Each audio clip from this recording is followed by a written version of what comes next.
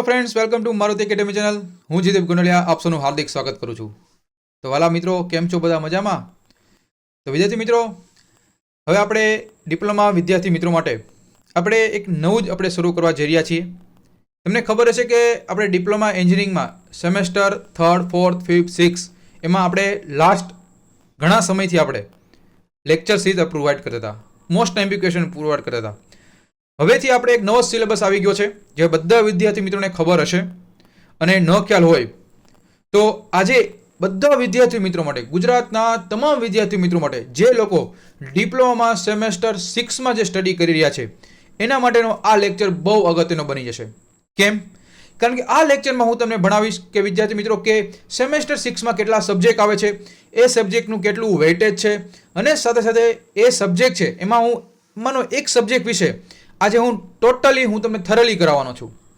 તો વિદ્યાર્થી મિત્રો, ટાઈમ બગાડ્યા વગર આજના લેક્ચરની શરૂઆત કરીએ અને આ લેક્ચરમાં મેક્સિમમ લોકો જોડાવ જેથી બધા વિદ્યાર્થી મિત્રોને ફાયદો થાય. તો વિદ્યાર્થી મિત્રો, તમને ખ્યાલ હશે કે સેમેસ્ટર 6માં આપણે ટોટલ 4 સબ્જેક્ટ છે. કેટલા વિદ્યાર્થીઓ? 4 સબ્જેક્ટ. એમાં સૌથી પહેલો એ સબ્જેક્ટ છે એ છે ECA. કયો છે વાલા મિત્રો? ECA. ECA એટલે શું? Energy conversion audit. Energy conversion audit. બીજો સબ્જેક્ટનું નામ છે MCA કે જે micro processor and micro controller application. ત્રીજો સબ્જેક્ટ છે EICM કે જેનું નામ છે electrical installation and commissioning and maintenance. બહુ મસ્તીનો સબ્જેક્ટ છે, મજા આવશે ભણવાની. પછી ચોથો સબ્જેક્ટ છે GT એટલે કે ગ્રીન ટેકનોલોજી. વિદ્યાર્થી મિત્રો, આ ગ્રીન ટેકનોલોજી એ તમારો સબ્જેક્ટ છે, એ ઓપ્શનલમાં સબ્જેક્ટ છે, બરાબર? તો વિદ્યાર્થી મિત્રો, ટોટલ તમારે 4 સબ્જેક્ટ છે. હવે 4 સબ્જેક્ટ આપણે ભણવાના છે. તમે જેટલો સપોર્ટ આપશો, મેક્સિમમ લોકોને શેર કરતા રહેશો, સબસ્ક્રાઇબ કરતા રહેશો, એટલે અમને પણ મોટિવેશન મળે કે વિદ્યાર્થી મિત્રો આ ગમે છે. તો વિદ્યાર્થી મિત્રો, આપણે 4 સબ્જેક્ટ, આ 4 સબ્જેક્ટ છે ECA, MCA, EICM અને GT એટલે ગ્રીન ટેકનોલોજી. આ 4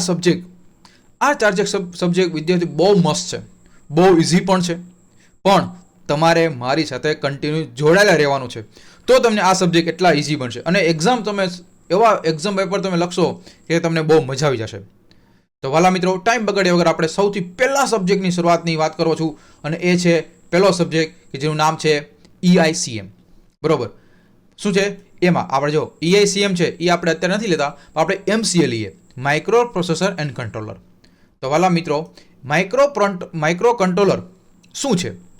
સૌથી પહેલા વિદ્યાર્થી મિત્રો, આ જે સબ્જેક્ટ છે એ સબ્જેક્ટ એમાં સૌથી પહેલા એ સમજીએ કેટલા ક્રેડિટનો. તો ભાઈ 4 ક્રેડિટનો આ સબ્જેક્ટ છે. 70 માર્ક કે જે તમારા GTUની એક્ઝામિનેશનમાં લેવાશે. 25 માર્ક એ તમારી જે ESC કહેવાય એટલે કે એન્ડ સેમેસ્ટર એક્ઝામિનેશન લેવાય, બરોબર? એ એટલે કે વાઇવા લેવાય. તમારા અલગ અલગ તમારા પેપર લખાતા હોય અથવા તમારે મિડ સેમમાં સમયે અથવા તમને ઘણા પ્રોજેક્ટ આપતા હોય તો એ બધું તમારે 25 માર્કમાં આવશે. સાથે 25 માર્કમાં આ પણ આવશે કે CA જેને કન્ટિન્યુઅસ એસેસમેન્ટ કહેવાય, અને 30 માર્ક એને પણ કન્ટિન્યુ એસેસમેન્ટ કહેવાય.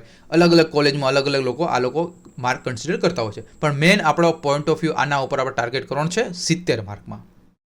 હવે આ MCA subject micro processor and controller application.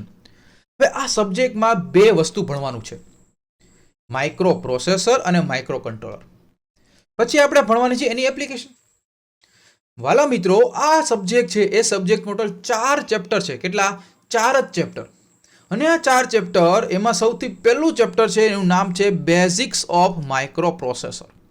અને આ ચેપ્ટર વાલા મિત્રો, તમે આ એક ચેપ્ટર તમે કવર કરી લો ને એટલે 24 માર્ક આવી જાય, આમને પાસ. પણ આ ચેપ્ટર એટલું મસ્તીનું છે અને એટલું ઇઝી પણ છે એટલે તમે આ ચેપ્ટર મેક્સિમમ કવર કરી શકો 24 માર્કનું.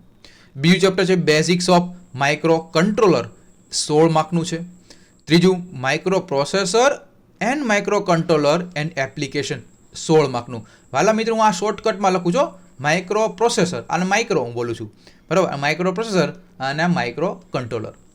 ચોથું ચેપ્ટર છે રિસેન્ટ ટ્રેન્ડ્સ ઇન કંટ્રોલર એટલે કે જે અત્યારમાં જે રિસેન્ટ અલગ અલગ ટેકનોલોજી આવી હોય કંટ્રોલમાં અને એની રિસેન્ટ એપ્લિકેશન કઈ જગ્યાએ થાય છે એ આપણે ભણશું. અને એ પણ 14 માર્કનું ચેપ્ટર છે. થઈ ગયા તમારા વાલા મિત્રો કેટલા? 70 માર્ક. બરાબર. તો આ 4 ચેપ્ટર આપણે ભણવાના છે.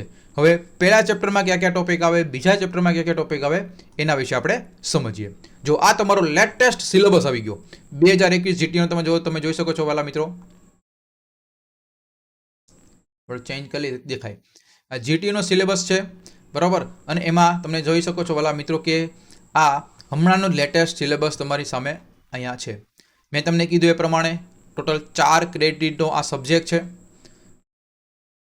બરાબર. કેટલી? 4 ક્રેડિટનો સબ્જેક્ટ છે. અને આ 4 ક્રેડિટ આપણે 4 ક્રેડિટ આપણે મેળવવાની છે ભાઈ. ચાલો, સૌથી પહેલો આપણે વાત કરું. સૌથી પહેલું ચેપ્ટર છે, મેં તમને કીધું એ પ્રમાણે બેઝિક્સ ઓફ માઇક્રો પ્રોસેસર. હવે આ ચેપ્ટરમાં આપણે શું ભણવાનું છે? જો સૌથી પહેલું આ ચેપ્ટર છે, આ ચેપ્ટરમાં આપણે ભણવાનું છે કે ભાઈ introduction of micro processor and micro controller. પછી વોન ન્યુમેન આર્કિટેક્ચર ભણવાના છે, advantage and disadvantage micro processor controller. પછી આપણે ભણવાનું છે કે માઇક્રો પ્રોસેસર છે એનું ઓર્ગેનાઇઝ છે, એ કેવી રીતે આખું કામ કરે છે, એનું ઓર્ગેનાઇઝેશન કેવું છે. હવે માઇક્રો પ્રોસેસર એટલે એક જાતનું કોમ્પ્યુટર જ છે.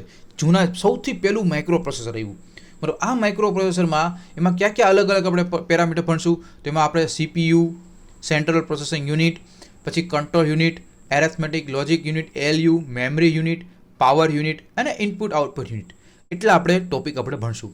પછી કન્સેપ્ટ ઓફ બસ. બસ શું છે? It is the combination of વાયરો. It is a combination of wires and to the flow of bit and bytes. આ વસ્તુ છે બસ છે. બસમાં આપણે કેટલા પ્રકારની બસ આવશે?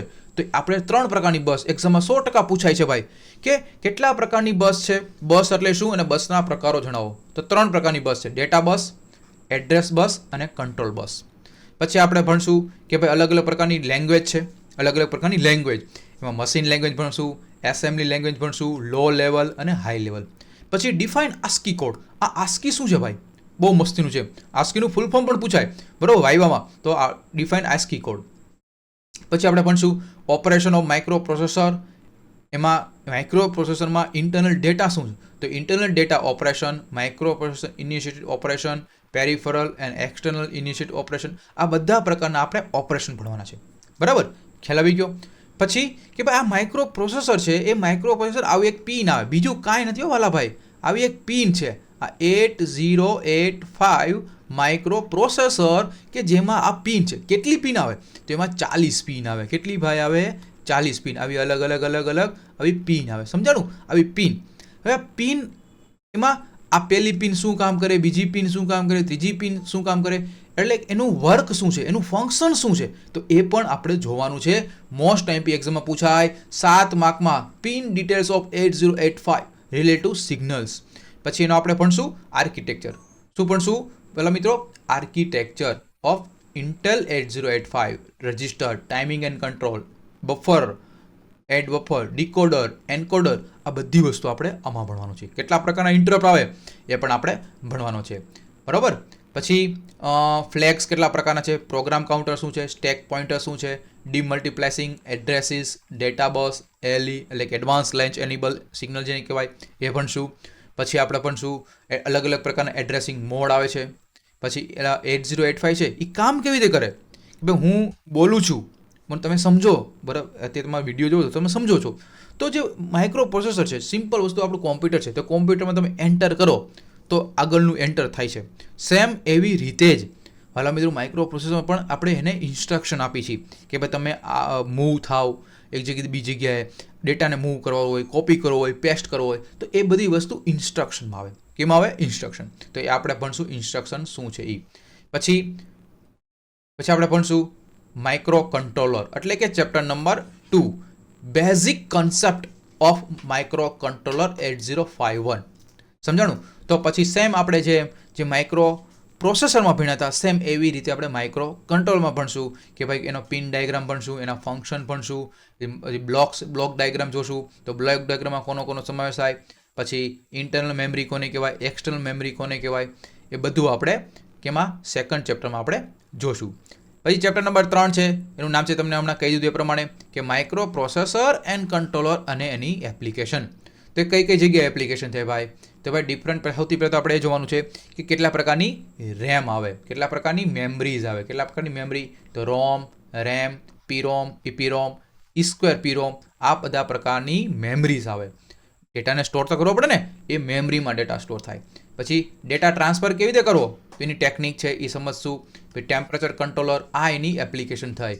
SCR firing, angle control using microprocessor, એ પણ એની એપ્લિકેશન થઈ. ડેટા એક્વિઝિશન સિસ્ટમ, સ્કાડા, શું છે ભાઈ? સ્કાડા, તો એ પણ આપણે શું સમજશું, એ આપણે માઇક્રો કંટ્રોલર અને પ્રોસેસરની શું છે એ એપ્લિકેશન છે. અને લાસ્ટ એન્ડ ફાઇનલ છેલ્લું ચેપ્ટર, એનું નામ છે રિસેન્ટ ટ્રેન્ડ્સ ઇન કંટ્રોલર. તો અલગ અલગ આપણે PLCમાં યુઝ થાય છે. PLC શું કામ કરે, એના નેસેસરી, એની હિસ્ટ્રી, ડિફરન્સ બિટવીન રિલે અને PLC, પછી બ્લોક ડાયાગ્રામ, એનું architecture diagram, input output unit, બધું આપણે PLC વિશે ડીપમાં આપણે ભણવાનું છે અને એક્ઝામમાં 100% પૂછાય છે ભાઈ. અને આપણે છેલ્લું ટોપિક ભણશું સ્કાડા, બરાબર. તો PLC અને સ્કાડા આપણે ભણશું ચેપ્ટર નંબર 4માં. ખ્યાલ આવી ગયો? તો વાલા મિત્રો, આ જે વસ્તુ છે એ આપણે માઇક્રો કંટ્રોલર અને પ્રોસેસર કયા કયા ચેપ્ટર આવે છે એ આપણે સંપૂર્ણ મેં તમને માહિતી આપી, બરાબર. તો ખ્યાલ આવી ગયો હશે તમને, એવી આશા રાખું છું. તો હવે પછીના નેક્સ્ટ લેક્ચરમાં આપણે ભણવાના છીએ એ છે એક નવો સબ્જેક્ટ, એ કેટલા માર્કના છે, એ કેટલા ક્રેડિટનો છે, શું એક્ઝામમાં પૂછે છે, શું નથી પૂછાતું, બધું ઓવરઓલ એનાલિસિસ. જોરદાર, મજા આવી જાય. તમારે ખાલી મારી સાથે જોડાયેલા રહેવાનું છે અને પછી તમે જો GTમાં ભૂકા બોલાવો, બરાબર. પણ મેક્સિમમ લોકોને શેર કરવાનું છે વાલા મિત્રો, સેમેસ્ટર 6ના વિદ્યાર્થી મિત્રો માટે, બરાબર. તો અહીં સુધી રાખીએ, નેક્સ્ટ લેક્ચરમાં મળીએ નવા જ એક લેક્ચર સાથે, નવા જ એક સબ્જેક્ટ સાથે. ત્યાં સુધી bye, take care, see you soon.